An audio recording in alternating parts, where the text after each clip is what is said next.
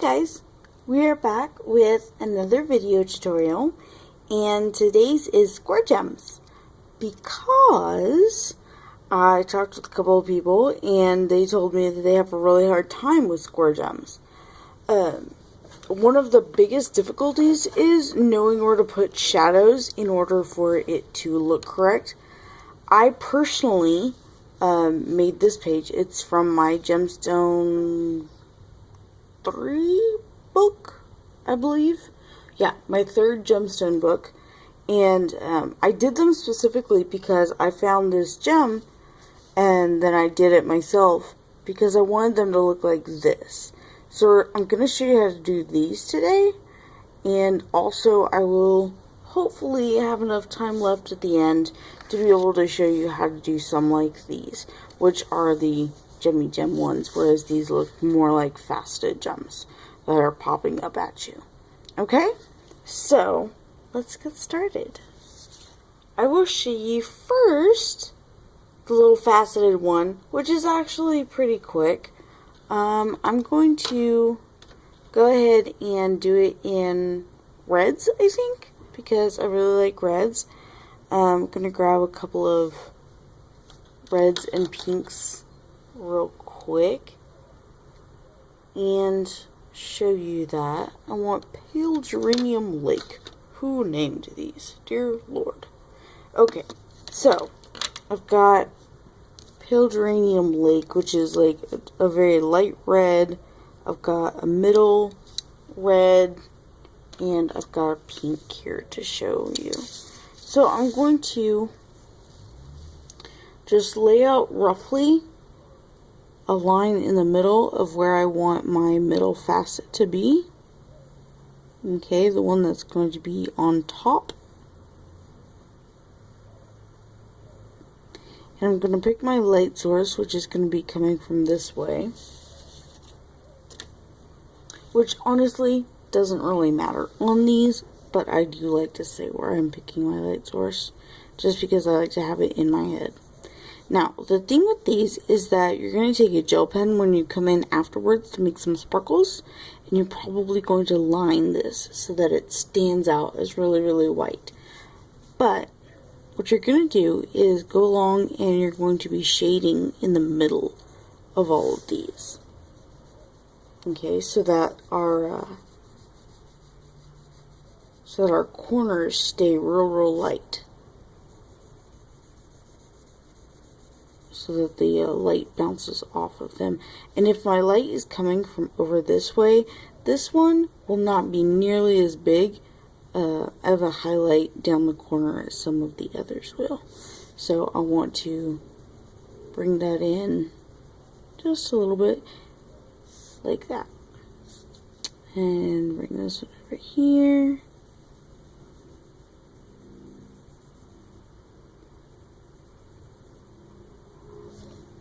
As you can see, it just kind of builds that shape as we put in some of the shading on the sides. And then gonna have a little bit of darker shadow. If my light's coming from here, it's gonna hit this edge. It's shining off here, so down here is gonna be a little bit darker, and then probably the same for over here. It's gonna be a pretty wide highlight. Then I'm gonna make it a little bit darker, and then this corner will be a little bit darker, and we'll be spreading out from there. Okay, so we've got our roughed in gem shape, just like that, and now we add our shading to that. Okay, so I'm going to grab my middle one that I got over here. This is the Pale Geranium Lake. It's basically like an orangey red. I gotta sharpen it a little bit. I haven't used this pencil yet. And we're just gonna start putting in our second colors. No matter what you're using, I use layers and I like to build up color. I've got somebody messaging me, sorry. People are binging and messaging, and I'm trying to video. So, gonna build up our colors here. We'll make sure we get into those shadows. Bring this out a little bit. As you can see, I'm just really going lightly with these. I'm not pushing. I'm not trying to really get any lines or anything. I just want color. I just want the color where I say I want the color. I'm going to go along my edges.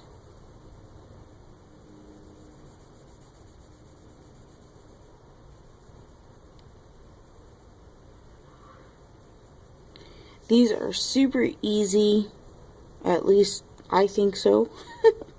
I know some people will probably not agree with me, that's totally okay.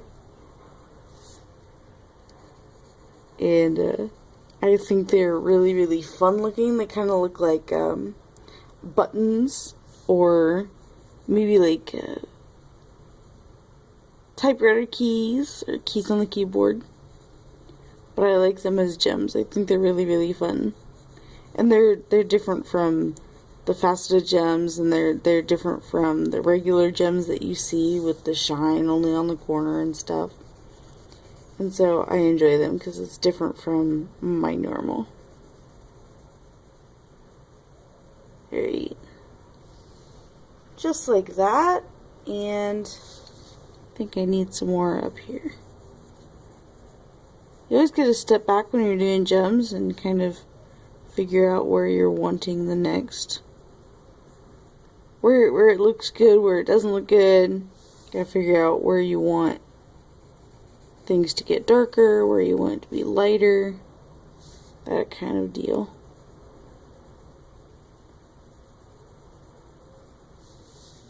One of the things that actually helps me a whole bunch when I'm doing gems, and I'm not sure what next step to take it to that next level, is I'll take a picture of it, even on my just my phone, my camera phone. Take a picture of it and look at the picture, and think, and just ask, you know, where could I use some more shadow? What would I think would make it look a little bit better? Alright, going to my next darkest, which is the cadmium red, which is a very dark red, I think. Well, it's not very dark, but it's like a much darker red. Go in here and bring in some more shadow to these. I'm just going in and putting in some shadow where I think there should be shadow. It's just a general idea. So these are going to be our little button gems. That's what I think I shall call them. Button gems. So they make me think of buttons for some reason. I'm sure there's an actual term for them. Maybe like faceted cabochons or something. Because like a cabochon in general is any of the other gems. It's like the ones that are flat on the bottom and have tops that are rounded. So I'm guessing that instead of a rounded top, since it has little flat sides, it would be a faceted cabochon. But if you know the actual term, you should let me know. Because until then, I'm still going to call them buttons. I'm just that way. Just like that. And I'm going to go back in with my pink matter lake. I didn't know that lakes, when they got mad, turned pink. But I guess now that I do, I should check that out.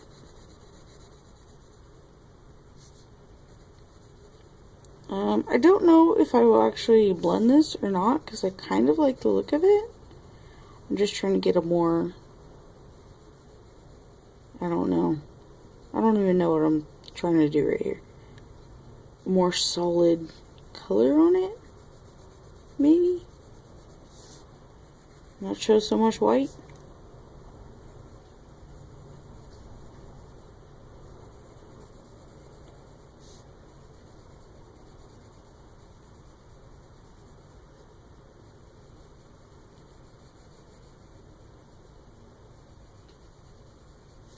leave my little square there. This one I don't really, we're not going to put like a highlight on it. All I'm really going to do is go in with my gel pen. If I can get my gel pen to work, there it goes. And go around this top edge, or this, if it was 3D, this would be the top edge. Go around this middle square, I should say. Like that, just to make sure, and then give it a little bit of sparkle, because we all like sparkle. I'm not really fond of the Uniballs for sparkles. I prefer my Jelly Rolls, but this will work.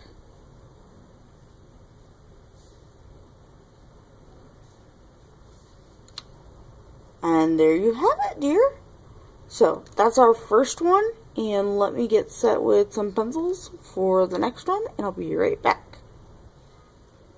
Okay, so I ran over here and grabbed my green pencils, and we're going to do a second one real quick. And I've got 4 greens. Well, no, I've got 3 greens and a cream. Okay, so my cream is for my reflected light that is coming from the bottom, and my light source is still going to be over here. And what you're doing when you're doing a square gem is you're basically still keeping the idea of you have reflected light at the bottom. Okay, so this is our reflected light, and I like to do much bigger than I actually want it, that way I can fade it gradually pretty easy. I don't know if you can even see that on the video because it's super light, but it is there, I do promise. And then I have, the lightest green I have is just light green. And then I have a medium green, which is emerald green. And I have a dark green, which is pine green.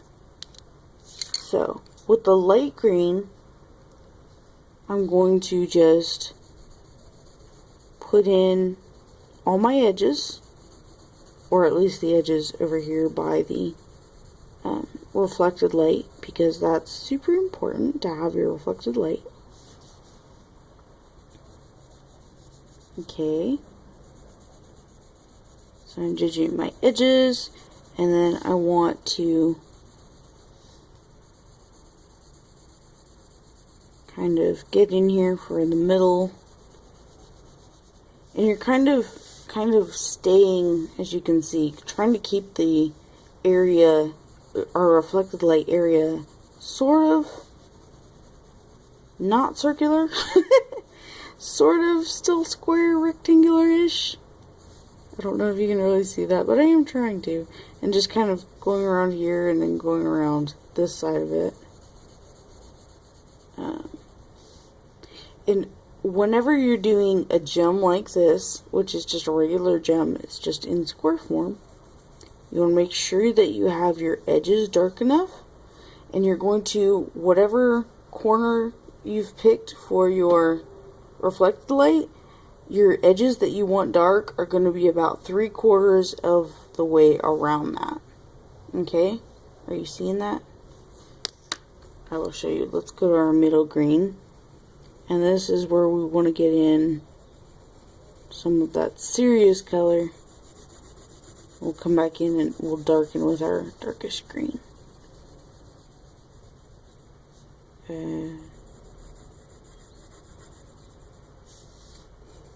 Okay, so we're going to go about 3/4 of the way in. And so that we have just this corner. I might go all the way in, yeah. Just because I want it to push down a little bit. So this corner I'm going to do just a little bit.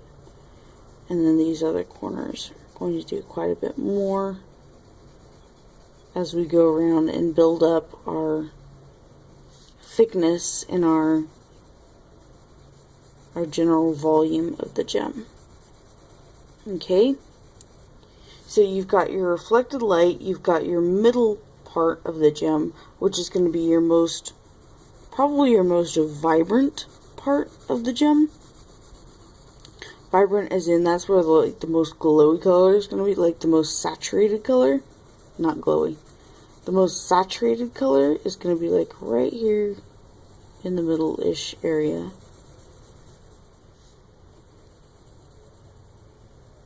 I'm not doing a great job with keeping my reflected light the way I want it. And then I'm going to grab, actually, yeah. I'm going to grab my cream and see if I can get some of this to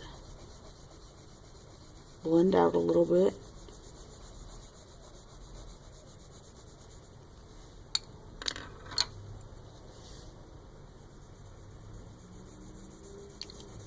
And then for your dimension and to make it look really, really 3D, to pop it, you want to get your darkest green, whichever that is. Mine is the pine green. And that's where you're going to go around these edges and up here. And bringing your shadow up into one of those corners. Now you have the added part over here of having, I have a vine crossing over my gem. So it's definitely going to add to the shadow when you think about it. When you're thinking about your light source and such. If you've got anything that's overlapping your gem, it's going to give it a shadow as well.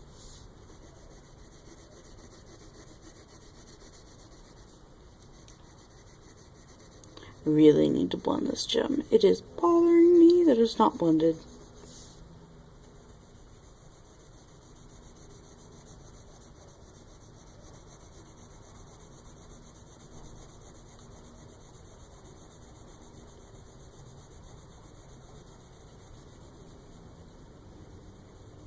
Just like that. That's giving it that shadow that I want. If you want to take a lot more time, which I really should be doing, and blend this out more and more and more just with the pencils, you can.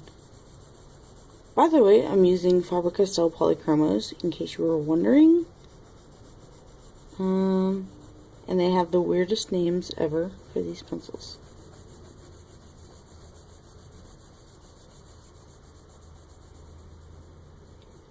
I'm going to grab my mineral spirits back here. I have odorless mineral spirits that I work with generally for blending.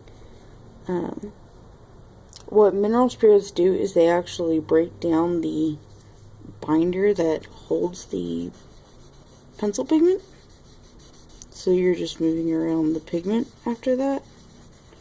It works amazingly. I do think you need to keep it in a very, very small container that is closed, because if you breathe it, I know it's odorless, but if you breathe in a whole bunch, you might be a lot happier than you ever intended to be. Just saying. It's just not the best idea to sit there and, you know, huff your spirits. But I do love the way that it blends colored pencil. If you have, I've heard baby oil, Vaseline, just one of the blender pencils. If you have one of those, you want to grab it and blend your gem. I just like this because it's quick, and I like the effect that it gets. And once I'm done with it, I can add more layers because it dries just pretty much instantly, which is fabulous. So, you can still see a whole bunch of very defined parts of the gem, which for me, I do not like. I don't like really defined parts where the gradient is, the color gradient. I like it to be very, very gentle blended. So that you can't really see where one color starts and another one ends. Not really getting that whole idea today, but that's okay.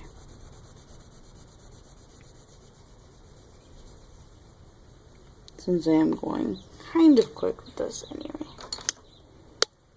And then we're going to go over this whole thing with the cream color.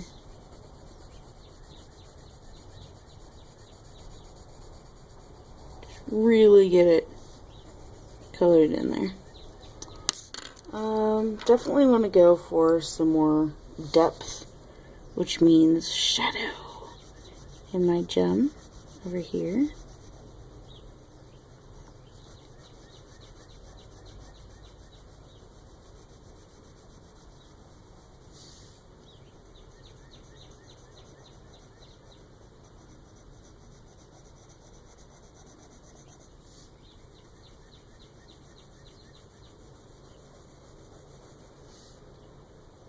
Yeah, I'm really liking that.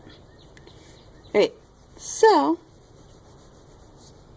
I've got some more of that.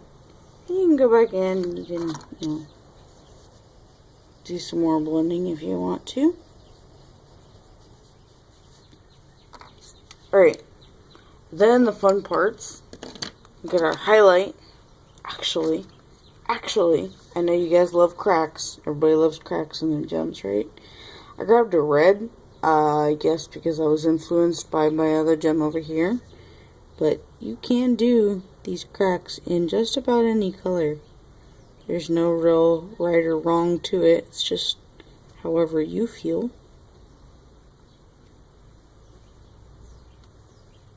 And since I was already in a red feeling, I'm just going to kind of go with that. Just putting that in there. As you can see, I'm just kind of going with the flow. I don't really plan these out. I just like to branch it off. Like, I don't know, a tree branch? Maybe? I don't know. I don't know. Everybody likes cracks though, so let's put some cracks in there. And then grab our trusty gel pen that is only trusty like half the time, and right across from wherever your highlight is. And you don't want to get too close to your edge because you do want to show that the edge is there and that it's up on the top of the gem that you are putting your highlight.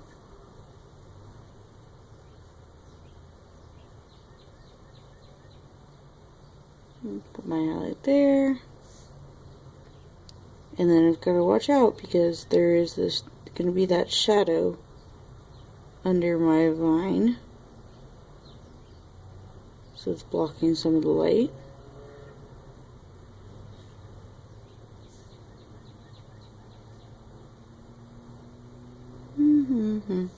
I just put those in because, light bounces around. You're going to have light coming from other sources as well. But my main highlight is up here. Most of the time, I will come back in, especially if I'm using that Uniball, and I will clean up my highlight because I like them to be very crisp, because light is not usually wiggly when it hits stuff. Usually has straighter sides to it and tapers. So I usually clean up my highlight just like that. So there you go. Those are 2 ways to do square gems, and I hope you liked it, and I hope to see you do some square gems. Talk to you next time. Bye.